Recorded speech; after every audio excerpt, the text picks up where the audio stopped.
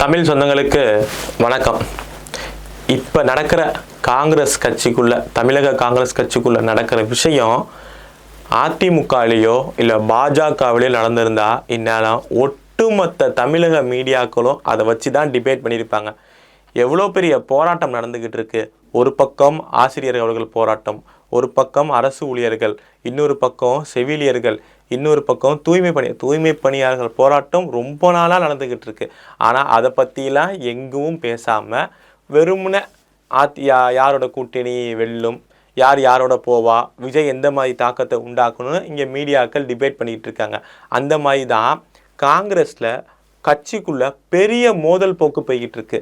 என்னன்னா, சின்ன ஒரே ஒரு கருத்தை பதிவிட்டார் காங்கிரஸ் கட்சியை சேர்ந்த திரு சக்கரவர்த்தி அவர்கள்.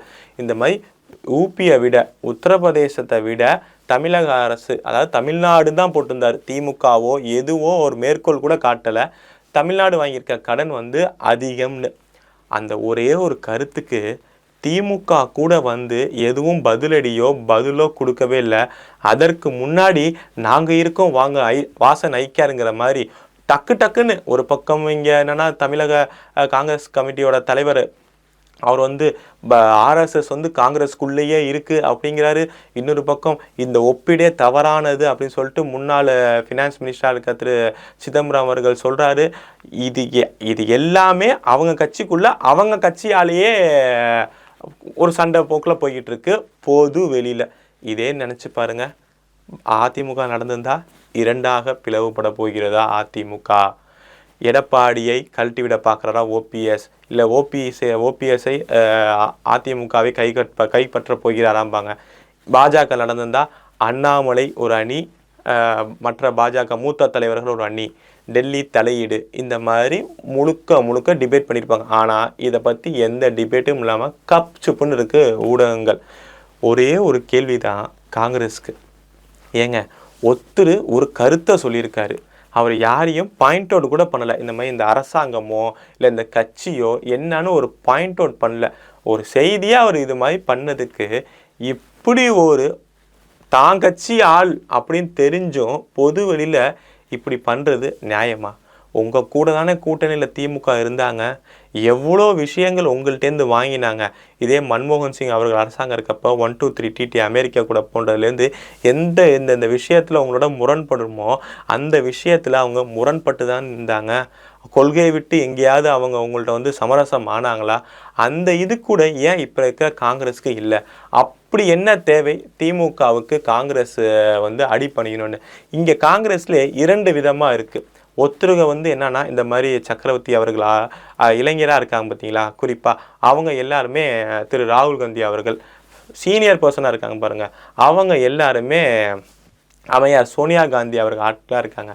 ஒரு இளைஞர்கள் என்ன நினைக்கிறாங்க அப்படின்னா, இல்லை காங்கிரஸ் தனியாக தான் போகணும், நம்ம இருக்கிறனால தான் திமுகவுக்கு வெயிட்டேஜ் ஆகுது, நம்ம கூட்டணியிலேருந்து வெளியேறிட்டா கண்டிப்பாக திமுக இவ்வளோ பெரிய வெற்றி பெறவே பெறாது அவங்க கொடுக்குறது. ஏன்னா தொடர்ந்து திமுகவில் இருக்கிற மூத்த அமைச்சர்கள் நேருவாக இருக்கட்டும் எல்லாருமே காங்கிரஸ் நமக்கு ஒரு சுமை அப்படின்னு பொதுவெளியிலேயே பேசுகிறாங்க. இந்த கூட்டணியை நாங்கள் இந்த இடத்த நாங்கள் கூட்டணி கட்சி காங்கிரஸ் தரமாட்டோம்னு சொல்லிட்டு ஏகப்பட்ட சலசலப்பு நடந்துக்கிட்டே இருக்குது. ஸோ அவங்க என்ன நினைக்கிறாங்கன்னா, இது ஒரு நல்ல சான்ஸு. நம்ம இப்போ விஜய், ஏன்னா அவர் ஒரு புது ஆள் வந்திருக்காரு, அவர் நம்ம எவ்வளோ கேட்டாலும் இதே காங்கிரஸோட மேற்பார்வையில் சொல்லியிருக்காரு, நாங்கள் 117 தொகுதிகள் வேலை செய்ய போகிறோன்னு. இதுக்கெல்லாம் காரணம் என்ன அப்படின்னா, விஜய் நம்ம கேட்ட தொகுதியோட அதிகமாக தருவார். ஏன்னா நிச்சயம் விஜயும் காங்கிரஸும் சேர்ந்தால் நல்ல பலன் கிடைக்கும்னு சொல்லிட்டு இவங்க எதிர்பார்க்குறாங்க. இவங்க இன்னொருத்தங்க அதெல்லாம் வேணவே வேணாம், நமக்கு தேவை இங்கே ஆட்சி அமையணும், நம்ம இங்கே எந்த மாநிலத்திலும் இல்லவே இல்லை, பிஜேபி சொல்கிற மாதிரி காங்கிரஸ் இல்லாத பாரதமாக ஆகிட்டே இருக்குது. ஸோ இதை விட்டு நம்ம இப்போ ரிஸ்க் எடுத்தோம்னா காங்கிரஸ் இன்னும் அழிஞ்சிரும் அப்படின்னு சொல்லிட்டு மூத்த அமைச்சர்கள், மூத்த காங்கிரஸ் நிர்வாகிகள்லாம் சொல்கிறாங்க. அப்படி இங்கே பிளவுபட்டு போயிருக்கு பொது வழியில்.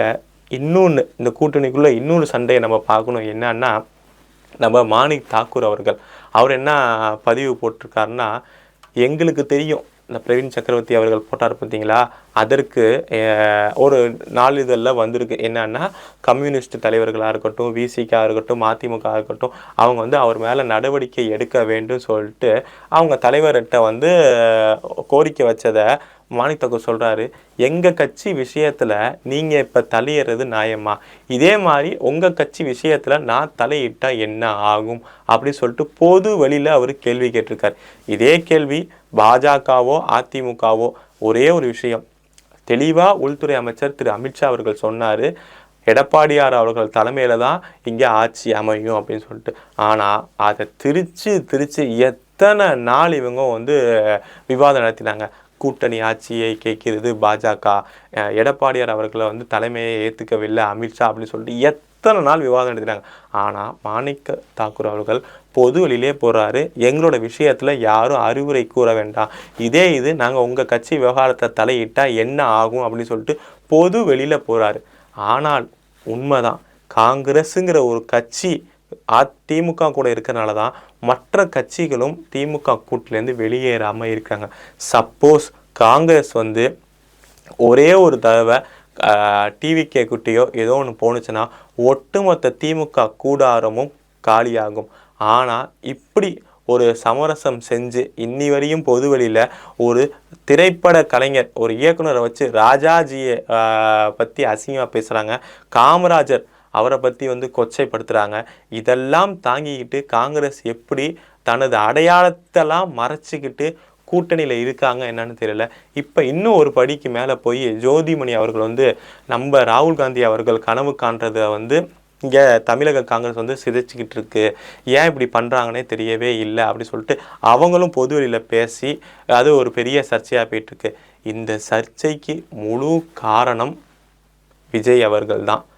அவர் கட்சி ஆரம்பித்து ஒரு வாய்ப்பு கொடுக்குறனால தான் அங்கே காங்கிரஸில் ஒரு பிரிவினர் திமுக விட்டேருந்து நம்ம வெளியில் போய் நம்ம கட்சியை பலப்படுத்தணும் அப்படின்னு ஆசைப்படுறனால தான் இந்த சண்டை சச்சரவுக்கு மிகப்பெரிய காரணம். ஆனால் இதை காங்கிரஸ் உணர்ந்து செயல்படுவாங்களா என்னன்னு தெரியல. ஊடகங்கள் இதை விவாதத்துக்கு உட்படுத்துகிறாங்களா அப்படிங்கிறது தான் இங்கே மக்களுக்கு தெரிஞ்சுக்க வேண்டிய விஷயம். இதில் ஒரு பெரிய ஒரு காமெடி வேறு நடந்திருக்கு. என்னன்னா, இன்னைக்கு வந்து திரு வைகோ அவர்கள் மதிமுக அவர் வந்து ஒரு நடைப்பயணத்தை ஆரம்பிக்கிறார். அந்த நடைப்பயணமே எதுக்கு என்னன்னு தெரில. போதை ஒழிப்புங்கிறாரு, மது ஒழிப்புங்கிறாரு. தமிழகத்தில் அப்போ போதை பழக்கம் இன்னும் அதிகமாகிட்டு இருக்கா, அது வந்து ஒரு தெளிவான விளக்கம் கொடுக்கல. அதுக்கு முதலமைச்சரே வந்து கலந்துக்கிறாரு. அதில் காங்கிரஸ் கலந்துக்கவே இல்லை. ஏன், என்னடா இது கூட்டணியில் தானே இருக்காங்க, எல்லாரும் புள்ளி வைத்த கூட்டணி தானே, என்னடா காங்கிரஸ் கலந்துன்னு பார்த்தா அதுக்கு ஒரு விளக்கம் கொடுக்குறாங்க. இது மாதிரி பிரபாகரன் அவர்கள் வந்தோட படம் வந்து அதில் போட்டிருக்கு, அதனால நாங்கள் வந்து எல்டிடி படம் பிரபாகரன் அவர்கள் படம் போட்டனால நாங்கள் கலந்துக்க மாட்டோம் அப்படின்னா. இதெல்லாம் அவர் தெரிஞ்சு தான் சொல்கிறாரா தெரியாமல் சொல்கிறாரான்னு தெரியல.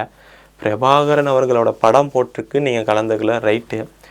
உங்கள் தலைவரை கொன்றார் அப்படின்னு சொல்லிட்டு கைதாகி வெளியில் வந்தவரை யார், இவங்க தான் சொல்கிறாங்க அந்த பேரழிவான வெளியில் வரத்துக்கு காரணம் நாங்கள் தான் அப்படி சொல்லி அரவணைச்ச திமுக கூட்டணியில் இருந்துக்கிட்டு இது சொல்கிறது நியாயமா?